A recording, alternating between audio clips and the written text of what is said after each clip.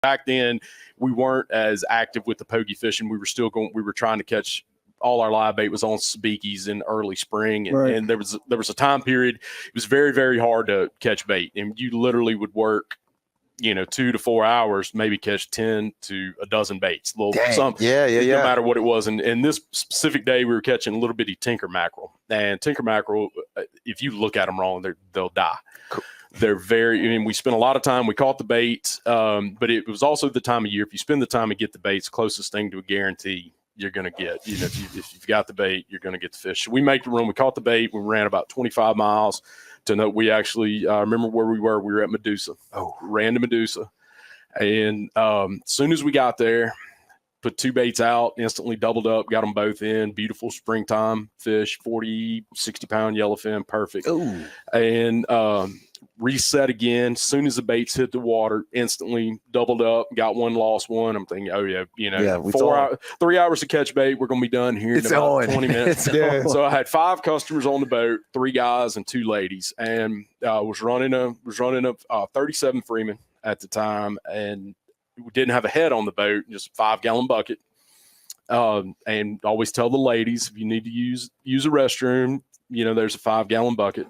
Well, one of the ladies had already used the facilities, used the bucket. And as I was resetting the boat after that second drift where we doubled up, got one, lost one, I'm resetting, man. I'm, on cloud 9. Everybody's high-fiving everybody's in the bow of the boat. It's going to be a great day today, man. Best trip ever. What could go wrong? Making me look like I'm a lot better than I am. Well, the second lady walks by me and she says, I got to go to the bathroom in the back. And I kind of, back there where the other girl went, the bucket's back there. So I'm standing at the console facing forward. Everybody had been, very much involved in that 3-hour time period trying to get those dozen tinker mackerel. So she knew where we were catching them and where they were going.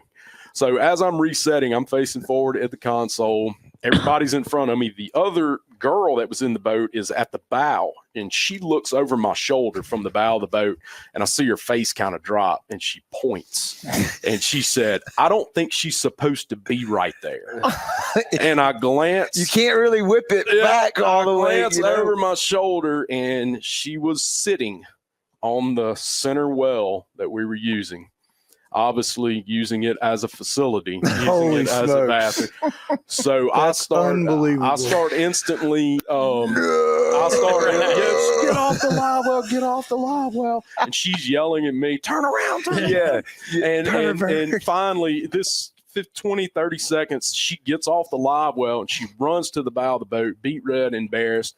I'd run back there to try to fill up one of the other wells to get the bait out. I'm assuming that she peed in the number live one. Well. That's where we all would think. Here we go. So when I got to the live well, I quickly realized she had not peed. It was not number one. Oh, no. So you had tinker mackerel and brown trout in your live well. Yeah. So I don't remember this fish being in here. The tinker mackerel are already on their side, just absolutely quivering, and so I'm trying not to absolutely lose my mind. And she's up there mumbling, and I walk up there. That guy looked at me, right? And I told her, I said, I'm just trying to stay straight face. I said, I'm not cleaning that up. You've got to clean that up. So everybody's asking her, what does he mean? You got to clean that up. Then it starts dawning on everybody what happened, and it's going around. Oh my God, you in the live well? Man. So she said, fine, I'll clean it up. And she walked back and she picked my bait net up and was going to scoop everything out of the bait. And her boyfriend is sitting on a beanbag in the bow of the boat drinking a beer. She took the hat off her boyfriend's head, walked back to the live well, scooped with his hat, dumped it out, walked back to the front of the boat. I never will forget it, and put the hat back on his head.